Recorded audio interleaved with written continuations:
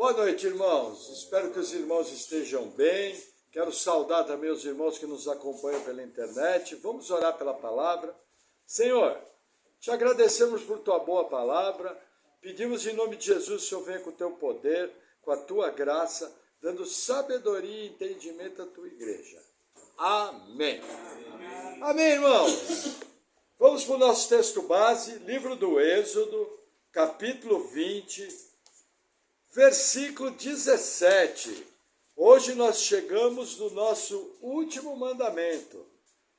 Êxodo 20, versículo 17 diz assim: não cobiçarás a casa do teu próximo, não cobiçarás a mulher do teu próximo, nem o seu servo, nem o seu servo, nem a sua serva, nem o seu boi, nem o seu jumento, nem coisa alguma do teu próximo. Até aqui.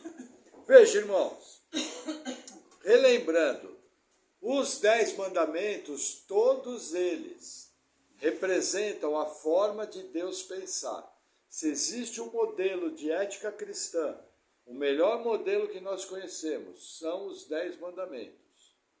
O que nós temos que lembrar? Que hoje é a nossa última palavra. Veja, a lei cessou. Ah, pastor, então eu não preciso mais seguir os 10 mandamentos? Calma lá. A promessa da nova aliança de Deus a Israel, essa nova aliança que nos atingiu, a igreja, era que Deus colocaria a sua lei no nosso coração.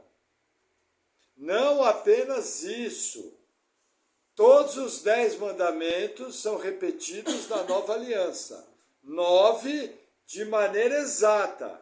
E o 4º mandamento, que é o sábado, é repetido mostrando que quem está em Cristo entrou no sábado, entrou no Shabá, entrou no descanso. Então nós temos os 10 mandamentos do Novo Testamento. E assim, no momento do sufoco, se você quer lembrar de bate-pronto, os 10 mandamentos são providenciais. Outra coisa que é importante, cada mandamento guarda um preceito, protege um preceito. E o preceito que é protegido aqui, ele é o direito à propriedade, ele é a necessidade que nós temos de trabalhar e receber aquilo que Deus tem para nos dar. A necessidade de nós não termos o dinheiro como um ídolo. Nós vamos ver na exposição da palavra. Por quê? Porque quem cobiça é aquele que não está contente. Quem cobiça acha que a grama do vizinho sempre é mais verde. Então, assim, a cobiça é uma coisa muito séria. As pessoas matam por causa de cobiça. As pessoas roubam. As pessoas fazem as maiores atrocidades para ter o que é do outro, desobedecendo abertamente aquilo que a Escritura fala. Então, assim, por toda a Bíblia vão se arrastar situações que nos mostram o perigo do amor ao dinheiro. O que é importante lembrar? O trabalho foi criado por Deus. Adão, antes da queda, recebeu a incumbência do trabalho. Qual era o trabalho de Adão? Cuidar do jardim. É vontade do Senhor que nós trabalhemos. O trabalho é uma ferramenta de Deus para moldar os seus filhos. Através do nosso trabalho, as várias situações que acontecem moldam o nosso caráter. O contato com as pessoas, o crescimento profissional, a necessidade de preparo. Todas essas coisas são dádivas de Deus que vêm através do trabalho. Algumas pessoas têm aquela mania, até dentro da igreja. Chega domingo à noite, segunda-feira vai ter que trabalhar. O que é o correto na segunda-feira? Você acordar alegre. Ô Senhor, obrigado, porque eu tenho saúde. Obrigado que o Senhor me deu um trabalho. E nesse trabalho você procurar fazer tudo como se fosse para Cristo. e de alguma maneira a glória de Deus ser expressada na sua competência e capricho profissionais. Deus, ele não tem parte com coisa meia boca. Até uma gambiarra, quando você vai fazer, trate de fazê-la bem feita, para que ela não dê problema. Porque Deus, quando você olha o universo criado por Ele, é de uma engenhosidade magnífica. Quando você olha para o universo, você vê um Deus extremamente criativo, extremamente talentoso, num nível que nós temos dificuldade de encontrar palavras para definir essa sabedoria. Jesus Cristo fez uma afirmação: meu Pai trabalha até hoje. Como que nós sabemos isso? Um dos aspectos das atividades de Deus é controlar esse universo nos mínimos detalhes. Agora imagina a grandeza do universo. Existe um Deus que controla exatamente tudo. Quando nós lemos textos do futuro milênio, os textos que falam da era vindoura, que vai abrir a eternidade, fica muito claro. Nós teremos atividades dadas por Deus. Nós teremos autoridade dada por Deus, de acordo com o nosso galardão. Então veja, provavelmente nós vamos ter atividades dadas por Deus pela eternidade. Porque isso expressa a natureza de um Deus engenhoso. Então assim, não olhe o trabalho de uma maneira errada. Trabalhar é bênção. Você está com saúde. Terrível é estar numa cama de UTI. Terrível é estar preso num hospital sem poder trabalhar. Tem muita gente que hoje está hospitalizada ou está debaixo de uma doença séria, que a única coisa que a pessoa queria era trabalhar. Eu lembro, meu falecido pai, ele estava em tratamento de câncer. E quando eu conversava com ele, eu falava: e aí, Manuel, como é que tá? A resposta dele era a seguinte: ao senhor, 78 anos, e trabalhava. Aposentado e trabalhava. Ah, não vejo a hora de melhorar para ir atender os clientes. Essa tem que ser a nossa postura. Ah, pastor, eu não trabalho mais. Será? Será que o fato de você não ter uma atividade secular, você não trabalha mais? Porque, irmãos, no nosso dia a dia, nós temos 1001 coisas a fazer. Até nos nossos lares. Então, também, não tenha essa ideia de que trabalho é apenas aquilo que é remunerado. Trabalho são todas as atividades realizadas por nós, o dia todo. Quando você tira um sapato do chão da sua casa, você está realizando um trabalho. Quando você vai trocar o óleo do seu carro, você está realizando um trabalho. A pergunta é: você consegue glorificar a Deus até nessas atividades mais simples, em que você sequer é remunerado? E algumas delas, irmãos, fala a verdade, tem coisa que é chato de fazer. Nossa natureza pecaminosa não gosta de uma série de coisas. Você conhece alguém e fala: nossa, que alegria, vou lavar toda aquela louça engordurada em cima da pia. É outro nível de glória. Irmãos, talvez você seja mais espiritual do que eu. Eu não gosto de lavar uma pia de louça. Entendeu? Mas, se tiver que fazer, eu vou fazer, vou tentar fazer o meu melhor. Agora, para você ficar tranquilo com a sua espiritualidade, quando eu estou lá jogando detergente na esponja e passando no prato, eu sequer lembro que eu estou fazendo aquilo para a glória de Deus. Nossa, pastor, como você é carnal. Olha, se não for a graça de Deus sobre a minha vida, eu sou muito mais carnal do que você pensa. Por quê? Porque nós não estamos conectados o tempo todo. Se você me disser que quando você está jogando detergente numa esponja e está passando no prato, você lembra que aquilo é para a glória de Deus? Parabéns! Você está indo no caminho certo. Mas eu quero confessar aqui para deixar você bem tranquilo. Na grande maioria das tarefas, nós sequer lembramos que eu estou fazendo aquilo para a glória de Deus. Às vezes dá um lampejo. E você lembra. Irmãos, isso é normal. Ninguém está atento o tempo todo.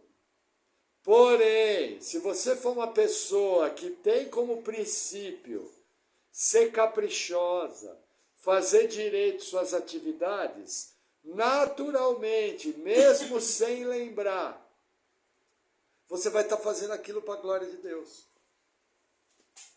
Por quê? Porque você está seguindo o princípio do capricho. Você está seguindo o princípio de fazer o melhor. E embora muitas vezes você não vai lembrar de Deus, você vai estar fazendo aquilo para a glória de Deus. Entendeu a fórmula? Seja caprichoso. Procure fazer o seu melhor. Tenha isso como princípio. Muitos crentes dão mau testemunho, porque são péssimos funcionários, péssimos trabalhadores. Lesam o seu patrão, desperdiçam tempo, desperdiçam material, desperdiçam recurso. Não cuidam das coisas do patrão como se fossem suas. E aí ficam perguntando por que Deus não abençoa. Irmãos, primeira coisa, Deus não é banco. Tendo o que comer, tendo o que vestir, nisso dá graças. Fechou. Todo mundo comeu hoje, todo mundo está vestidinho. Agora, as pessoas acham que Deus tem a obrigação de te abençoar. E a maior bênção que Deus pode nos dar, primeiro, é a salvação, a vida eterna. Segundo, é a saúde, para vivermos o nosso cotidiano em paz. Amém? Mas vamos a alguns versículos. Vamos para o Novo Testamento, Evangelho de Mateus, capítulo 6.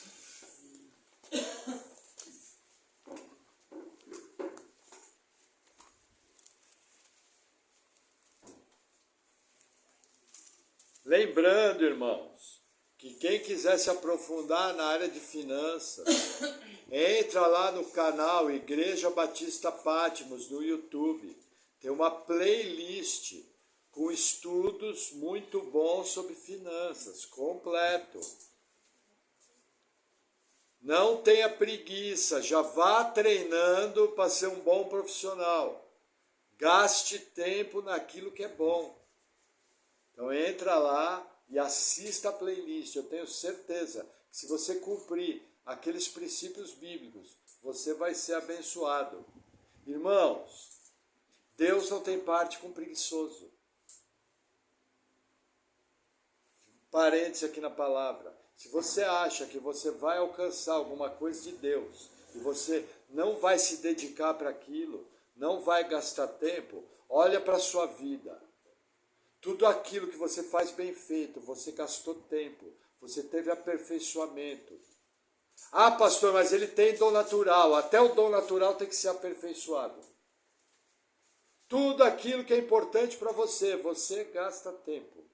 Você não gasta tempo com aquilo que não é importante. Então, quer subir um nível espiritual, quer subir um nível profissional, separa uma noite da semana para ouvir um estudo de 1 hora e meia, numa área que você é deficiente.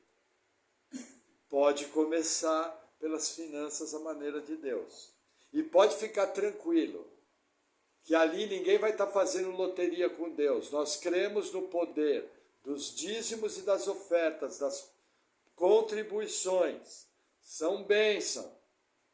Cremos que quem contribui, Deus multiplica os bens para que ele possa contribuir mais ainda na obra. Isso é bíblico. Mas lá você vai estudar muito mais do que isso.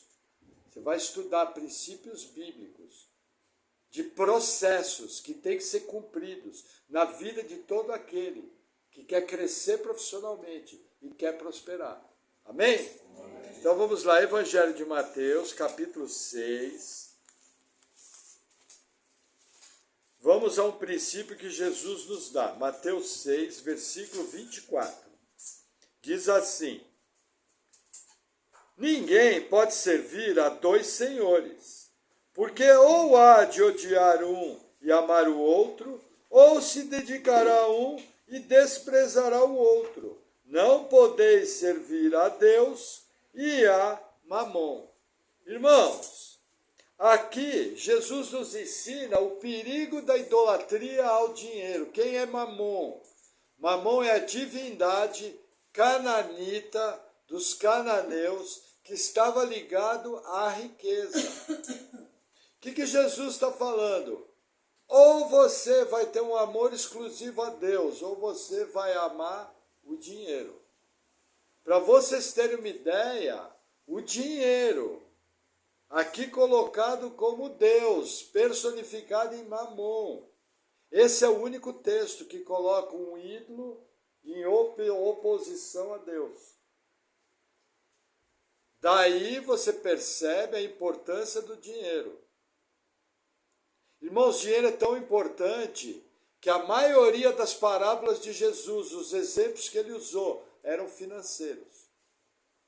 Para você ver como o órgão mais sensível do corpo humano é o seu bolso e a sua carteira. Muita gente é salvo, se converte, mas o bolso continua incrédulo. E impressionante como tem bolso que precisa passar por libertação. Fazer uma sessão de descarrego no bolso. É perigosa a carteira ficar endemoniada, se fosse possível. Por quê? Porque a pessoa serve a Deus, mas ao mesmo tempo quer servir ao dinheiro, buscando os próprios caprichos, buscando o conforto fácil e correndo atrás de coisas que vão ser um perigo na vida dela. Quer ver que barato? Evangelho de Marcos, capítulo 7. Vamos um pouquinho mais à frente. Próximo evangelho. Evangelho de Marcos, capítulo 7.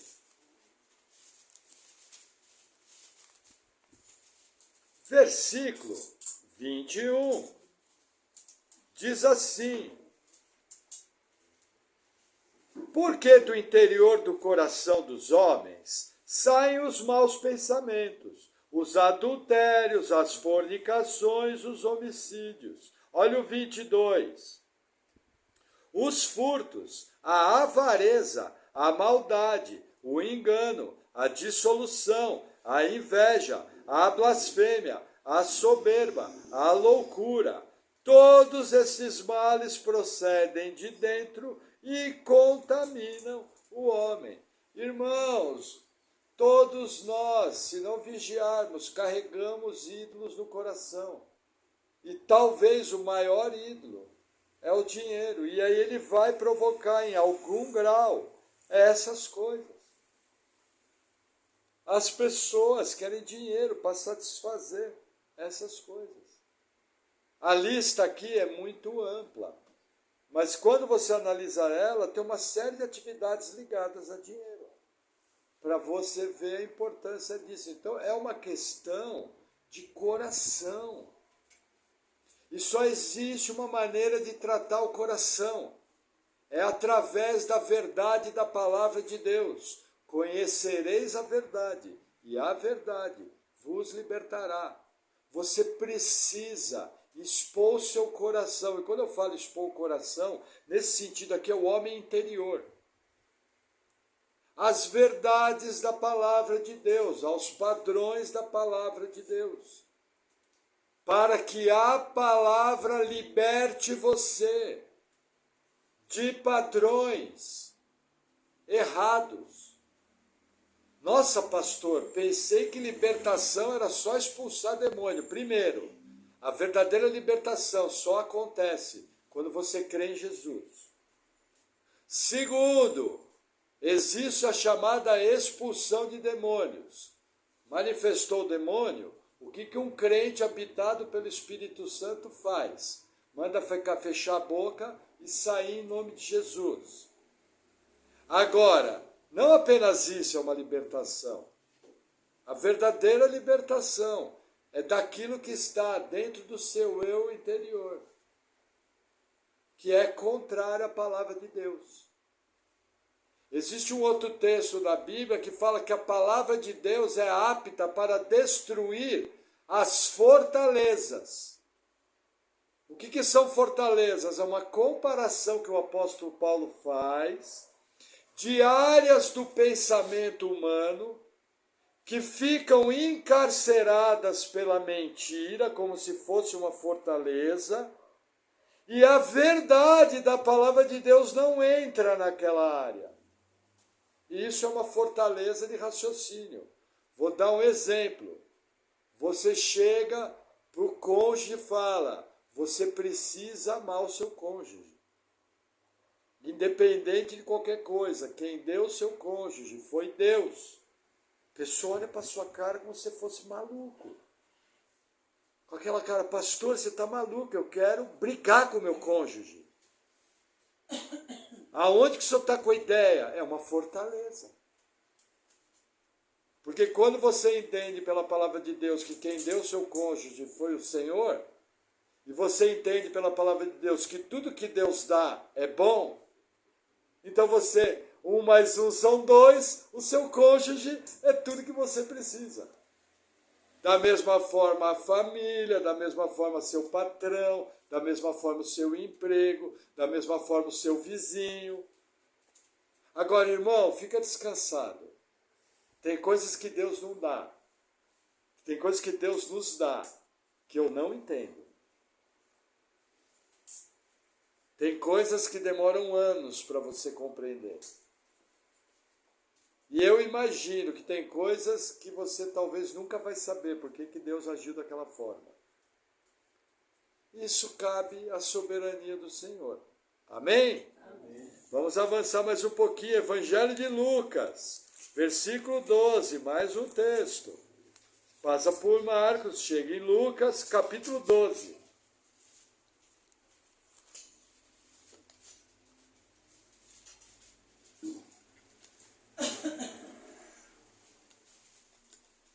Lucas 12, versículo 15. Diz assim a palavra do Senhor: e disse-lhes: acautelai-vos e guardai-vos da avareza, porque a vida de qualquer não consiste na abundância que possui. Irmãos, avareza é pecado. Avareza era a marca dos fariseus na época de Jesus.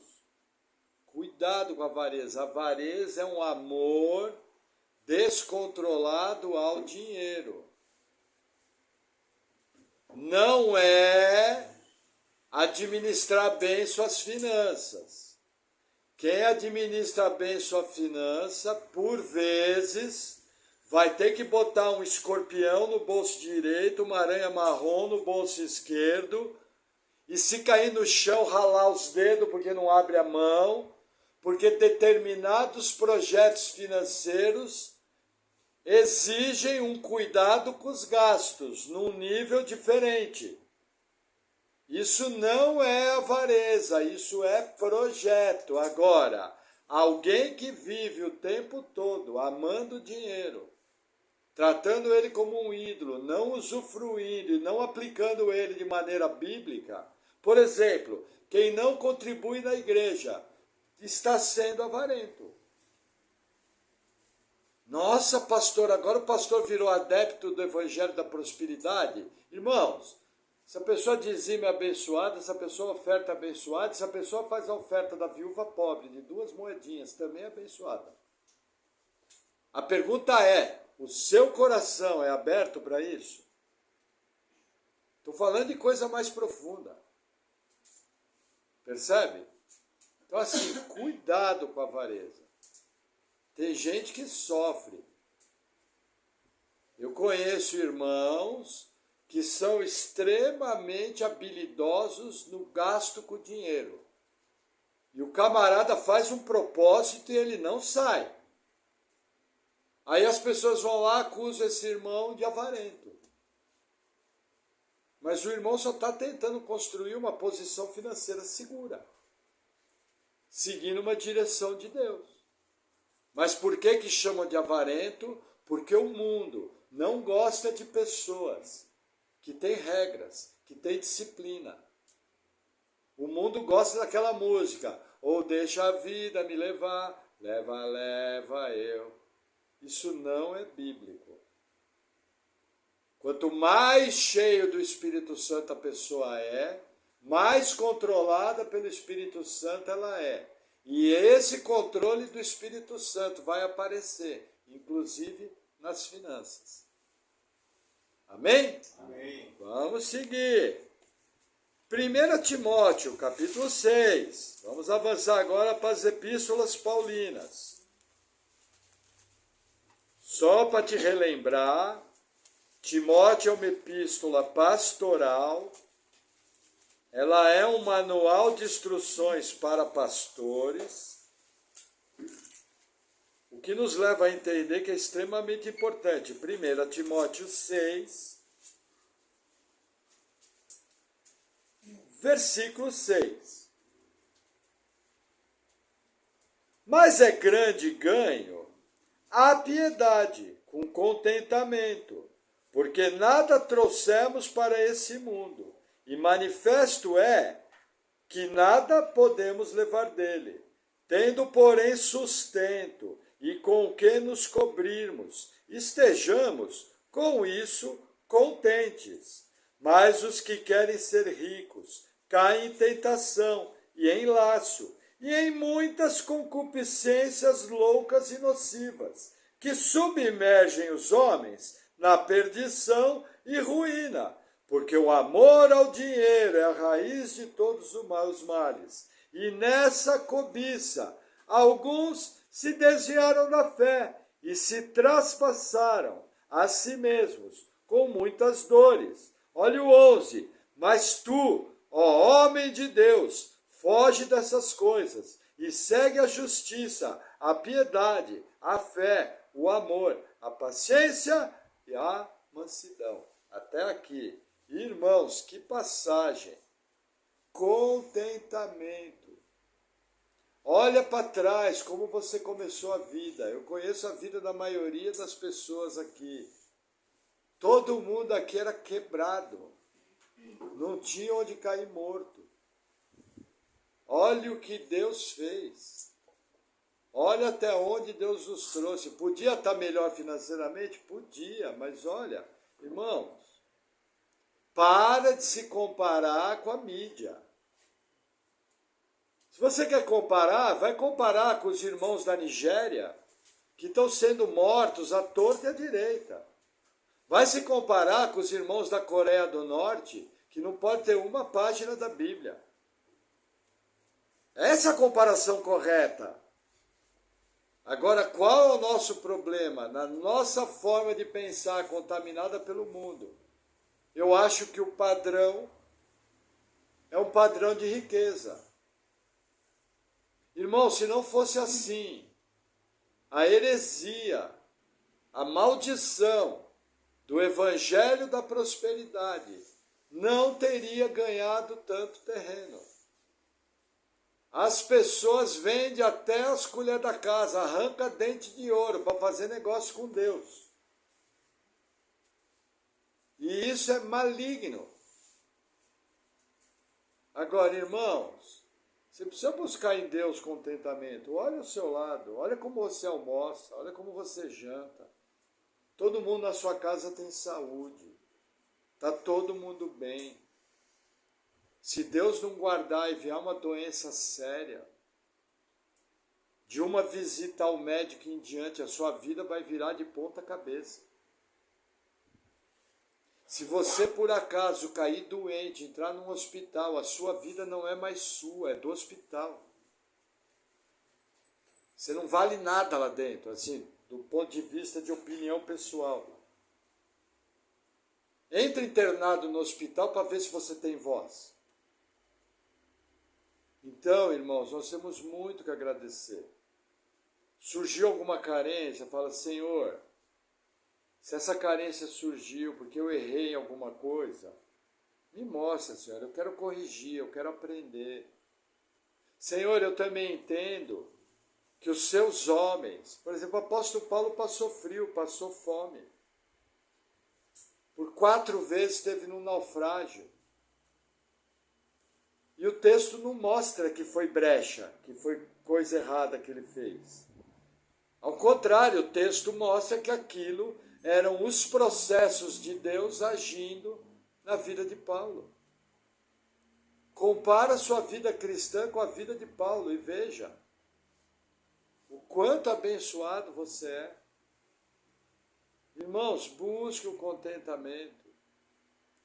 Se alegre quando os irmãos são abençoados. Tenha esse coração contente quando alguém tem uma vitória. Entenda, a vida não é só dinheiro.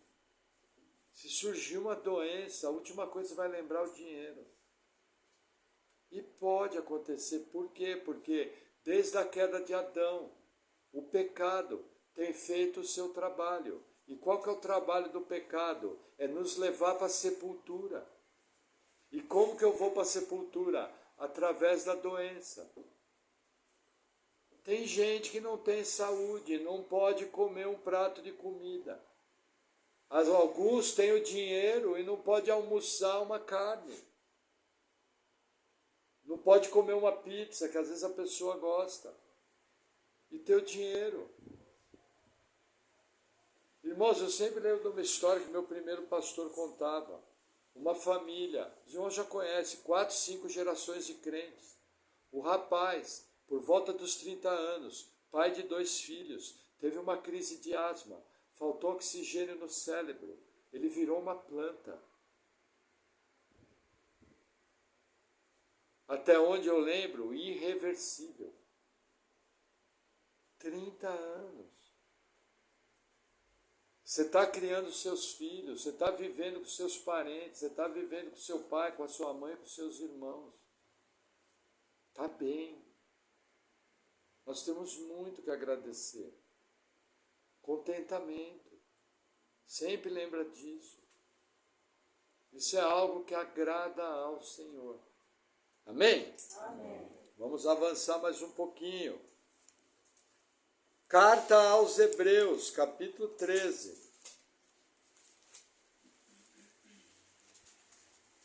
Hebreus 13.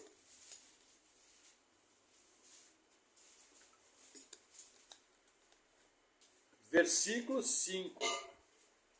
Diz assim: sejam vossos costumes sem avareza, contentando-vos com o que tendes.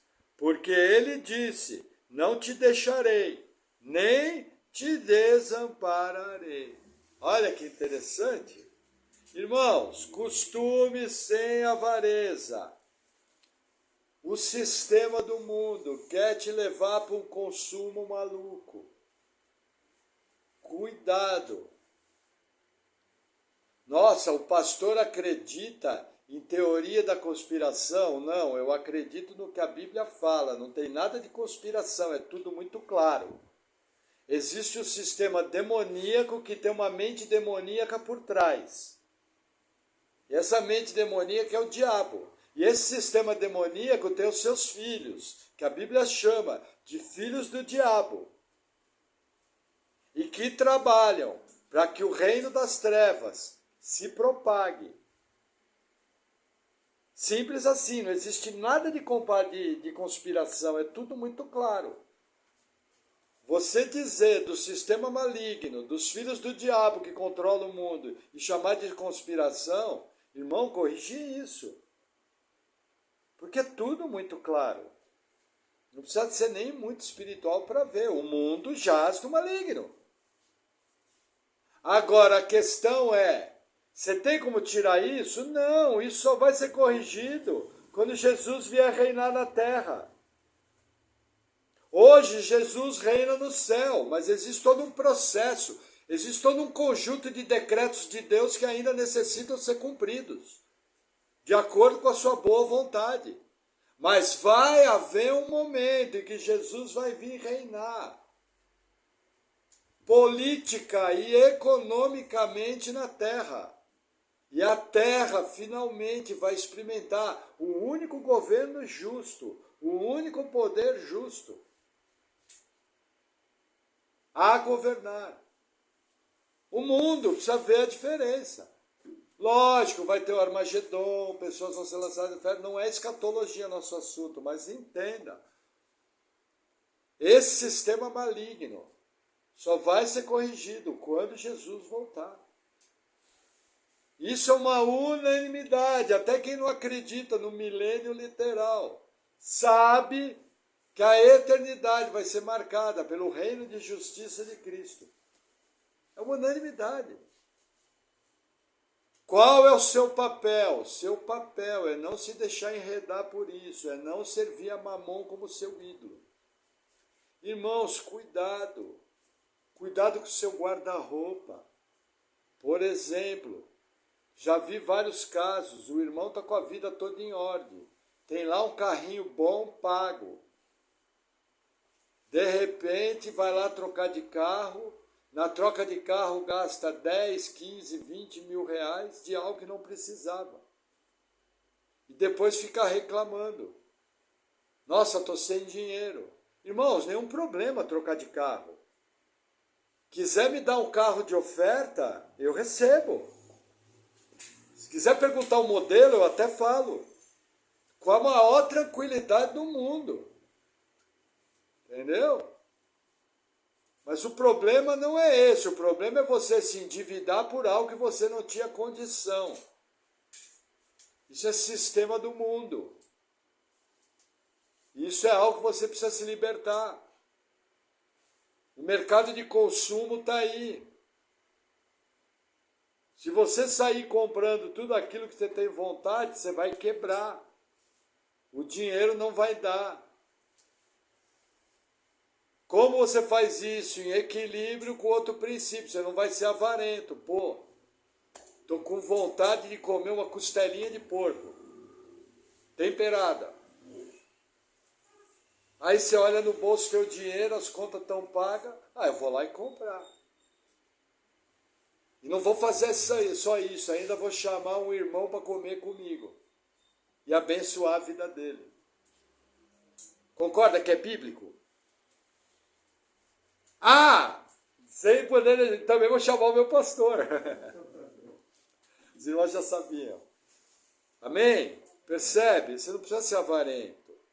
Agora, vai haver momento em que você vai olhar com os terninhos e falar, nossa, se eu comprar, minhas contas vão se apertar. Não é momento de fazer isso. Vou comer aqui o meu pratinho de arroz e feijão, feliz, com uma misturinha. Olha o rico. Um pedacinho de frango e uma saladinha, um milionário.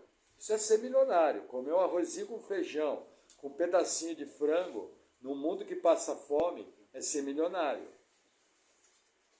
Talvez você nunca pensou por esse ângulo. Entendeu? O sábio discerne o tempo e o modo. Agora, irmãos, cuidado. Mulheres. Cuidado, mulheres têm uma tendência a serem consumistas. Cuidado. Homens, cuidado. Homens têm uma tendência a serem avarentos. Quer um conselho? A nossa igreja defende abertamente a chamada submissão ativa. O que é a submissão ativa? A mulher sábia edifica o seu lar. A mulher cheia do Espírito Santo, ela vai defender os interesses da sua família e com respeito, de maneira bíblica. Ela vai ter voz juntamente ao seu marido. Conversem sobre os gastos. Tenham um pequeno orçamento. Discutam o que vai ser feito. Orem sobre isso. Senhor, qual é o teu projeto financeiro para 2026? Não precisa nem responder quem fez isso. Não responda, por favor.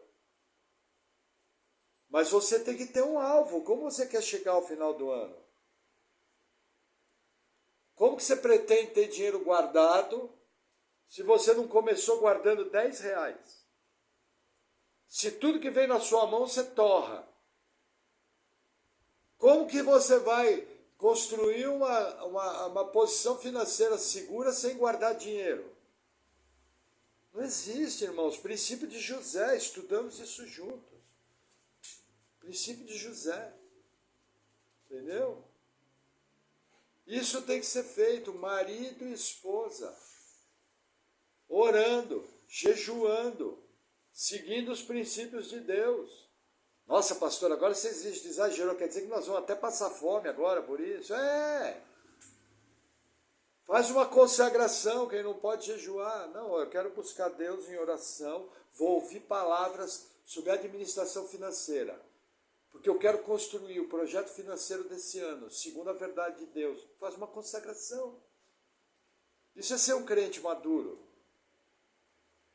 Novamente, o chato do pastor, gastar tempo. Pô, pastor, mas eu gosto de ficar no meu celular, vendo videozinho. Eu também gosto, eu adoro ver vídeo de montanha, de mato. Às vezes vejo umas bobeiras, uns caras dando cavalo de pau com o carro. Nossa, pastor, o pastor faz isso? Tem vezes que o seu pastor não tem cérebro, fica um vazio assim. Entendeu? Eu também tenho meus momentos de não ter cérebro. Normal, faz parte da vida. Agora, o que eu estou te falando é quando a coisa pega preço, a coisa tem importância, o que eu faço? Eu vou lá para o YouTube e procuro me cercar de pessoas que têm a capacidade de me ensinar.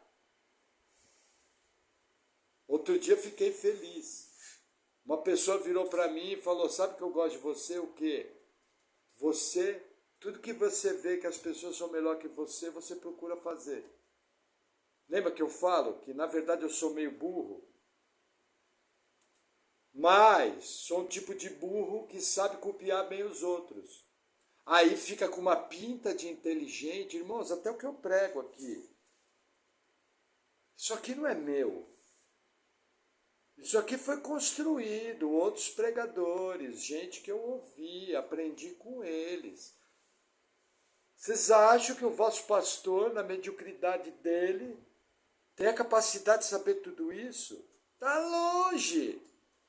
Mas, seguindo o princípio bíblico de aprender com a igreja, se você não sabe, você vai aprender com quem sabe. E aí é só copiar, já está pronto, mastigado. Vai evitar problema.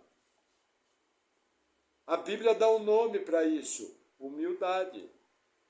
Lembra que Deus resiste ao soberbo? Não, as coisas eu faço do meu jeito.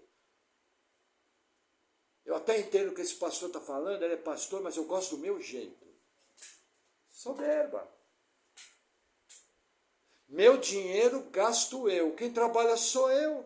Quem acorda às 5 da manhã para trabalhar sou eu. Quem ouve chefe chato sou eu. O que esse pastor está falando? Já não dou o dízimo? Ah, já está falando de bom, dou 10% do que eu ganho, ó, suado. E nem fico perguntando como é que gastou o dízimo. Eu sou muito bom. Não, você é muito orgulhoso. Porque você deveria não se render ao seu pastor, você deveria se render à verdade bíblica, aos princípios bíblicos. O seu pastor é apenas um instrumento que tem o dever de elucidar e de esclarecer essas verdades bíblicas. Irmãos, lembra que 1 João fala, o amor ao mundo, aquele que ama o mundo e tudo que está nele, apontando o erro de amar o mundo. Cuidado. Ter carro bom é legal. Eu lembro que a primeira vez que eu andei num carro que não precisava empurrar para dar tranco, para pegar, bati na chave. O primeiro carrinho bom que eu tive foi um Uninho. Filé. Nossa, quando eu sentei no carro, eu já falei, os irmãos conhecem aquela minha piadinha, eu falei, nossa, estou pior que Tomé, estou vendo e não estou crendo. Quando eu bati na chave, toda vez que batia na chave, pegava. É uma delícia, irmãos, se você pode ter conforto, se você pode ter uma casa boa, Você pode ter um carro bom. Glorifique a Deus através disso. É muito legal. Eu mesmo quero fazer um monte de coisa na minha casa. Existem coisas que estão muito mal feitas, que eu preciso melhorar. Mas eu jamais vou deixar de fazer a obra de Deus por causa disso. Eu jamais vou me tornar avarento por causa disso. Eu jamais vou ficar descontente, porque o meu fogão assa o pão de um lado e do outro não. Entendeu? Então assim, usufrua. Mas usufrua porque você gosta daquilo e pode de alguma forma glorificar Deus através daquilo. Não porque o mundo está dizendo o que você tem que ter. Cuidado, 90% dos problemas financeiros da igreja tem um nome, consumo. E tem um sobrenome, desenfreado. É uma igreja endividada por coisas que ela nem precisa, compradas com dinheiro que talvez a pessoa nunca vai ter. Cuidado. Amém? Amém. Vamos à nossa última passagem. Tiago 4. Passou Hebreus, Tiago 4. Versículo 1. De onde vêm as guerras e pelejas entre vós? Porventura não vem disso, a saber, dos vossos deleites, que nos vossos membros guerreiam? Cobiçais e nada tendes, matais e sois invejosos, e nada podeis alcançar. Combateis e guerreais, e nada tendes, porque não pedis. Pedis e não recebeis, porque pedis mal, para o gastardes em vossos deleites. Até aqui. Irmãos, cuidado. Esse versículo mostra e explica por que nós fazemos várias orações e não são atendidas. Porque se Deus der, você vai destruir sua vida. Tem gente que pode ser abençoado por Deus com muito dinheiro. E tem gente que, se Deus der dinheiro, a primeira coisa que a pessoa vai fazer é se afastar da igreja. E se ele for um filho de Deus e se afastar da igreja, Deus vai ter que disciplinar. Ou mandando a chibata nas costas ou recolhendo. Mais cedo. Vai para casa mais cedo. Amém? Amém? Que o Senhor nos guarde de toda avareza, de todo amor desenfreado ao dinheiro. Que nós possamos administrar bem, usufruir bem aquilo que Deus nos dá. Sermos bons profissionais. Pessoas que buscam aperfeiçoamento e que glorificam a Deus até nessa parte financeira. Amém? Amém. Vamos orar. Senhor, obrigado por tua palavra, que nós possamos ser fiéis na administração dos nossos bens, que possamos, Senhor, glorificar o teu nome através de toda boa obra e que só venha nos livrando, Senhor, de toda avareza, de toda idolatria ao dinheiro e toda conformação com o consumo desenfreado no mundo. Ajuda-nos e nos capacita para toda boa obra. Em nome de Jesus, amém. Amém. Glória.